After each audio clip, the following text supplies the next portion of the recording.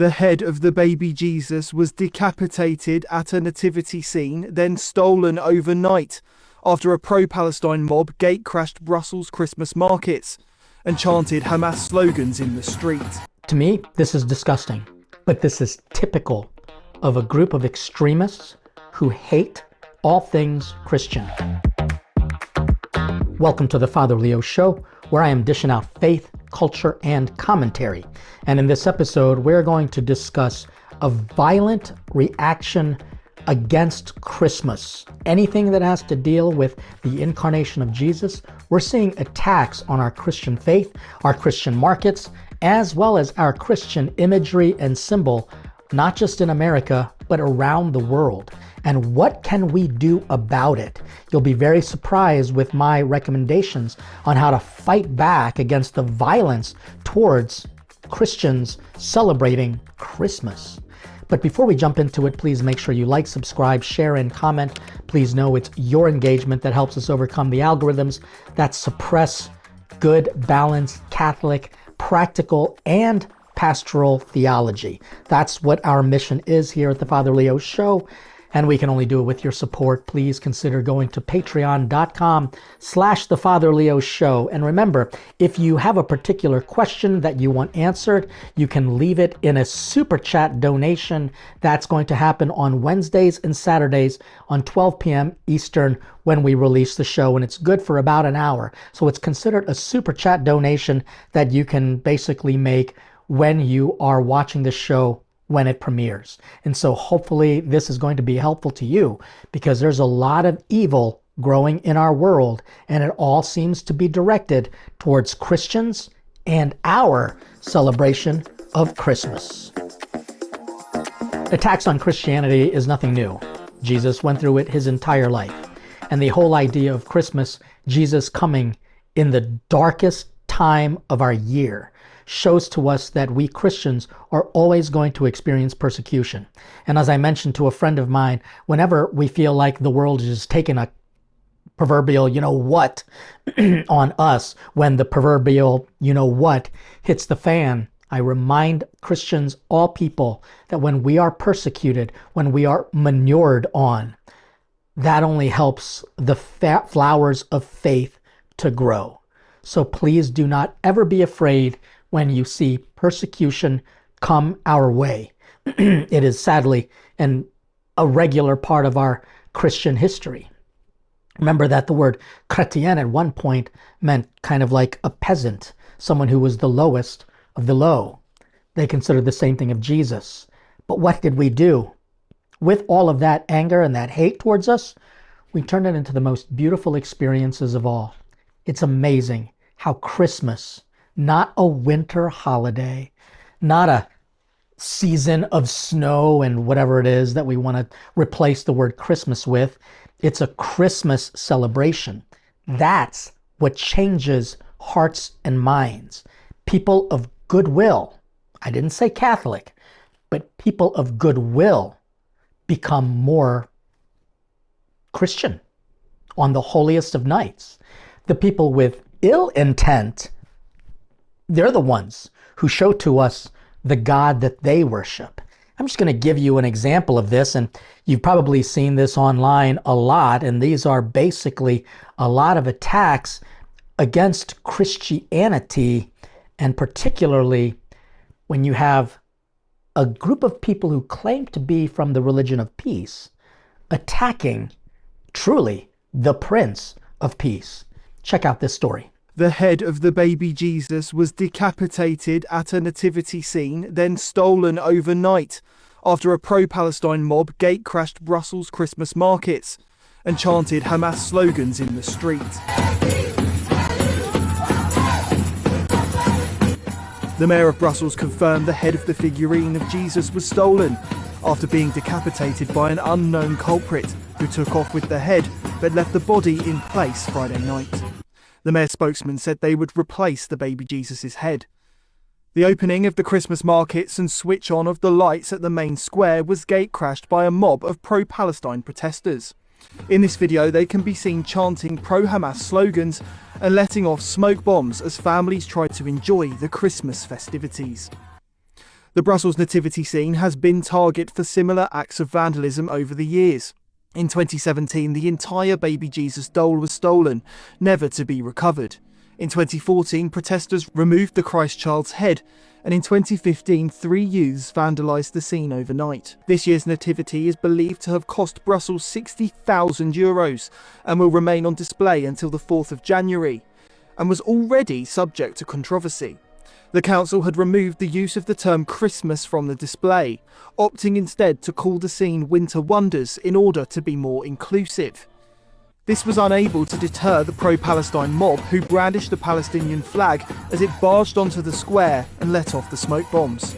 Fears have been raised over the security of celebrations across Europe in the run-up to Christmas. Markets across Germany, France and the UK have seen barriers erected around the perimeter, and armed police are set to guard them. Last year saw a terror attack in the German town of Magdeburg, which killed 6, including a 9-year-old boy, and injuring 323. German councils say security costs have risen 44% in just 3 years. What's been described as a huge security operation is underway in Britain, as Christmas markets come under a terror alert. Nick Dunning, GB News. To me, this is disgusting, but this is typical of a group of extremists who hate all things Christian. Recently, the Holy Father was in the Blue Mosque, which is completely next door to the Hagia Sophia, the original Byzantine church of Constantinople, now taken over as a mosque. But when you go into it, I was there several years ago. I don't think it's changed much, but they had images of angels and saints. And what you see when the Muslims took it over is that they would remove the faces of these statues and these images that were mosaics. This is a typical thing to decapitate, to cut the head off. They have kind of this extreme practice with a certain group of extreme Islamicists, namely groups like ISIS and the Muslim Brotherhood, as well as Hamas and pro-Palestinian, which doesn't include Christians who actually live in the Holy Land. They've actually had to deal with this kind of persecution their entire life. And even if you go to like parts of the West Bank, in Bethlehem, for example, where Jesus was born, at one point Christians were a large percentage. Now it's less than 1%. And we fear for the safety of Christians. But you're going to hear at the very end of this show why we need not be afraid of, say, Muslim extremists. They are a small percentage of about 2 billion Muslims in the world. But if 20% of them are extremists, that's something to pay attention to, because we already heard that these Christmas markets are, in a sense, under attack. And some of the Christmas markets in smaller cities in Europe have completely shut down because they don't have the money to provide protection. What's going on here? This has nothing to do with just a theocratic, religious, political group of people. This also has to do with the will that is weakening of a Christian Europe. So who's ultimately at fault are Christians who aren't zealously, joyfully, and when I say zealously, I'm not saying as a zealot, but with zeal, the same zeal that Jesus had when he said, "Zeal for your house consumes me," when he turned over the tables, and the money changers, and the gambling that was happening in his Father's temple. We need to return to a more robust, zealous, in a good way, practice of Christianity in Europe. But that, sadly, is not happening. And when you get to that point, it's almost like the will to fight back is no longer there. In America, we still have, by God's grace, a more focused desire to be a Christian nation. Not all. I know a lot of people will debate me about that and even accuse me of being a Christian nationalist. That couldn't be farthest from the truth, because I actually believe in the separation of church and state.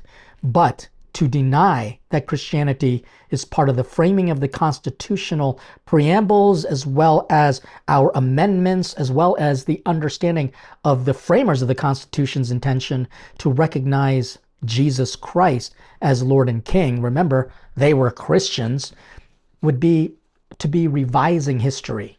And so, however, there are pockets in our Americas that are just kind of sad and crazy. I mean, looking, for example, at the Pacific Northwest, there is a refusal for the city of Portland in Oregon to recognize the Christmas tree as a Christmas tree. So instead, they just simply call it the tree. And despite anyone's intentions of diminishing the association to Jesus Christ to this holiday and replacing it with a generic winter wonderland holiday scenery, it's bogus and it doesn't work. And even the Islamic Muslim extremists, they see through it, as well as radicals see through it. And you know who else sees through it? People who are possessed by the devil. And there are many in this world who are experiencing an obsession and a possession of evil, and they hate Christmas. They hate Christianity. They hate when we celebrate the incarnation, the flesh, enfleshment of God, when God became flesh and dwelt among us. There's a sad video of how this kind of violence in America is even taking over in our big cities, where at one point the lighting of the Christmas tree at Rockefeller Center was such a big deal. Now we're actually raising a generation and a group of broken-minded citizens who spout out nonsense like this. Over 2,500 police officers resigned this year, a record number.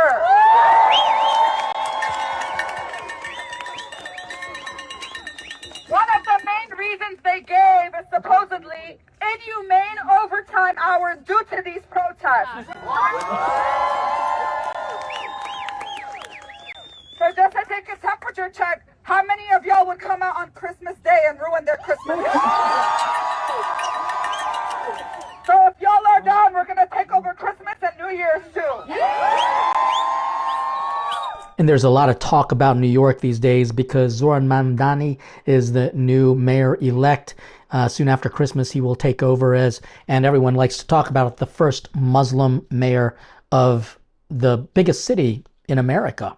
And the person who's talking is an activist. Her name is Nardine Kiswani, and she explains how, like, the sentiments of the mayor, and I don't think that the mayor would ever endorse this, but I also don't see the mayor condemning this, the mayor-elect condemning it, because they are kind of peas of the same pod, and it gets people very nervous.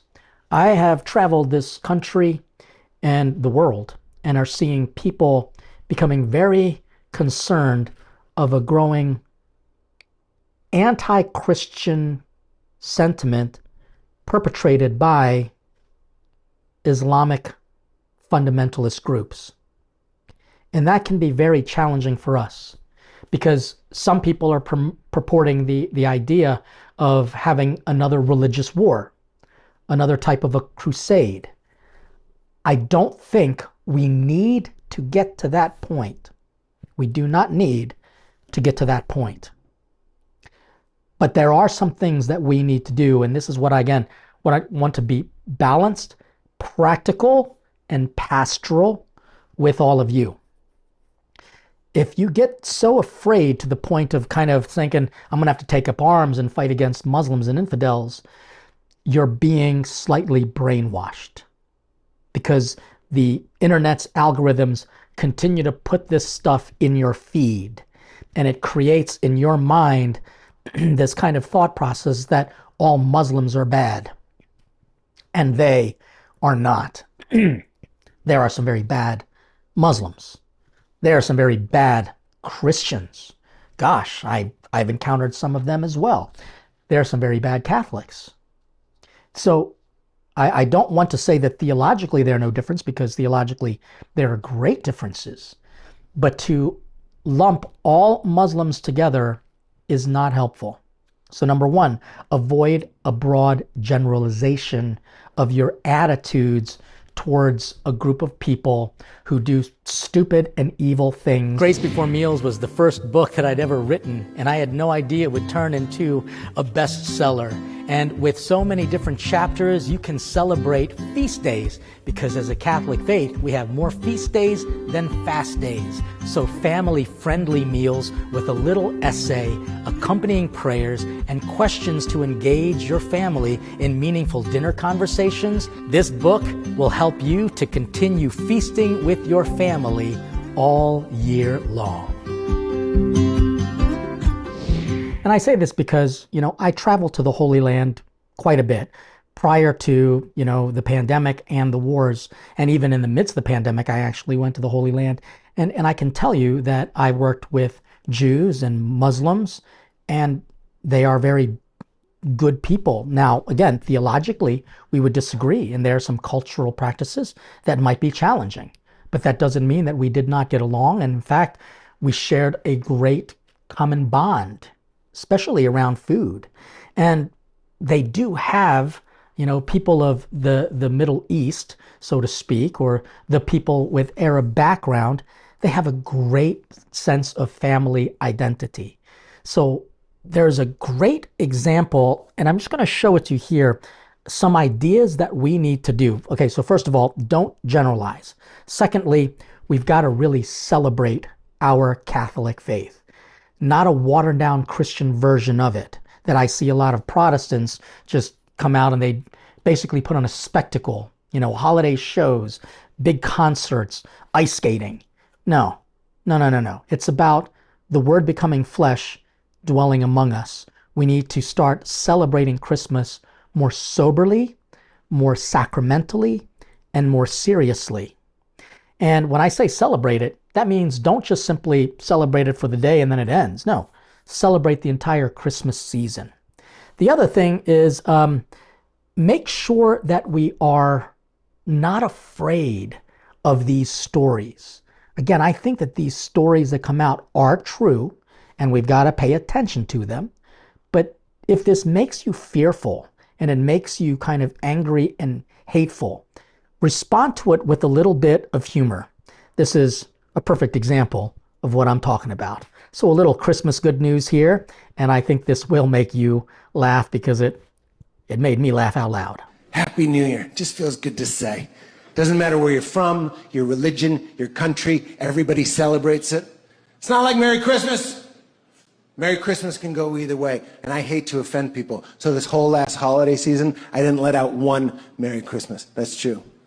Instead, I said, may the birth of the one and only true God, Jesus Christ, bestow a blessing of grace and peace upon your household, to the belittlement of every other false religion. That's what I say. Thank you for laughing at that in the correct way. I do love it. A little bit of humor goes a long way. So yeah, you want to take this Christmas season seriously, but remember, it is a season of joy.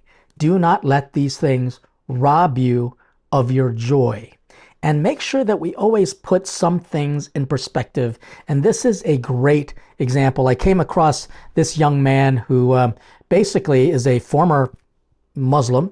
He's now a Christian, and he's an apologist, and an apologist is someone who basically helps to explain the logic of the Christian faith, particularly to Muslims. And perspective matters when it comes to this. And I've got one more big suggestion that I think you're going to love. But listen to this perspective first, then we'll get to this final recommendation on how to deal with all of the evil surrounding or against Christians celebrating Christmas. So it seems like there's a lot of fear right now. Islam is growing in the West. Your feed is flooded. You're seeing the politics and you're like, what do I even do with this? Okay, first, just breathe. Here's the plan. So Islam is about 2 billion people, but here's context. A massive portion, probably half, are kids and women who didn't choose Islam, okay? They inherited it through family and nation and culture. They're not the ones pushing an agenda. Most are just trying to live and learn and love their families and make it through the week, okay? God is sending them to the U.S., to American colleges. They're gonna get the smoke with Christ, okay? Second, most Muslims are nominal, devout in practice, not knowledgeable in sources. Like, they don't live in these Quran studies and Hadith debates. Identity, community, family, brotherhood, that's what's keeping them in that orbit, okay? So don't judge them, don't fear them, host them, know their names, learn their food, love their kids. We need to be a church that reaches them because they don't know about us. That's a real gap. We need to be an out there church, not an in here, come to us church, okay? Now, there is a top 5 to 10% who are loud and trained. The sheikhs, the dawah accounts, these debate guys, that's who I go after with deep apologetics. That's who I know many other apologetics are talking to all the time. That's where you deconstruct foundations. You handle every objection patiently and relentlessly and with scripture. It's a very niche assignment, and like, I'm on it, and I know so many people are. So is Turning Point. You saw the photo of us, much more on the streets. We're building a global network of people to handle this, okay? So your assignment, pray daily, learn the word, be ready with hope to defend the faith by setting Christ apart as Lord. Build tables, not trenches. Invite a Muslim family for dinner. And when you meet the trained few, send them our way. When you meet the many, just show them Jesus. It's probably not as bad as your feed makes it look. God isn't panicked. Neither are we. Let's get to work. That is exactly where I'm going with this. We cannot let what our social media feed is kind of encouraging us to believe and feel. As balanced as you might think you are, the social media wants to put you off balance because then it evokes a great sentiment and a feeling. And his point is, let's get to work. Let's do what we can to build bridges. That's what our Holy Father Leo was trying to do when he went to in Istanbul, he went to the Blue Mosque. He actually prayed with a group of people. Now, he didn't pray in the mosque. That was a big deal because he didn't know what that prayer was going to be. And he wants to make sure that he understands what that prayer is. But he did offer a prayer for unity amongst all of those who profess belief in the one true God. But we also need more Christian babies. I mean, that's all there is to it. I know that this sounds a little ridiculous as a priest because I don't have a child, but I have spiritual children. And it does take a lot of sacrifice on my part to try to raise and nurture that faith. But families, can I please encourage you to not try to make Christmas comfortable with like the one child in the family. Now, if that's all you can have, then I completely get it. But I think that if you are capable physically to have more children, ask God to bless you with it. The money becomes secondary. You know, if people are worried more about the money at Christmas, then they've completely lost the meaning of Christmas. Maybe pray for God to give you a deeper understanding of what Mary and Joseph went through in bringing Christ into this world.